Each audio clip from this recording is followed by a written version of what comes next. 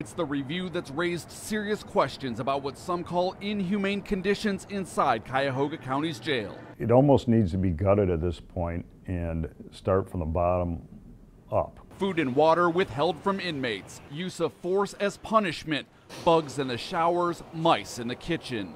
Things so bad the U.S. Marshals review team brought in to evaluate the jail called it one of the worst places they've ever seen. I don't think this is an overnight thing. I think this has been going on for years and years and years. But 5 on Your Side investigators discovered rather than fixing the jail's issues, county administrators seemed focused on bringing in even more inmates by providing jail services to the suburbs at a price. Since we have been speaking about it, I have 16 of the municipalities have interest in it, in having us do that. That was then Jail Administrator Ken Mills speaking to a county council committee in April about plans to turn the downtown jail into a regional facility.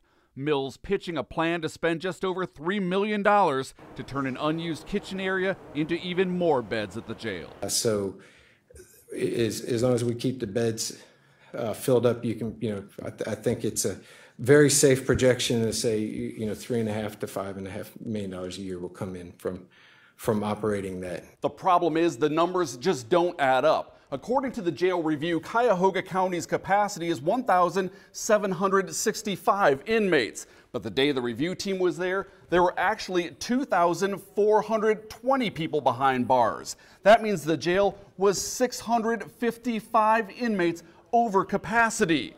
Now, what about that jail renovation? Well, here's what Mills told County Council. How many beds are going to be in this facility? It'd be 160 to 180. Even if you use that 180 bed number, that still leaves Cuyahoga County Jail 475 inmates over capacity. And that's before they take a single inmate from another city. Over the next 6 months, the jail averaged at least 1 inmate death every 4 weeks. Marshals noted insufficient and unclear answers regarding 6 of the deaths. They also noted 55 suicide attempts at the jail in the past year. Earlier this month, Mills resigned as jail administrator.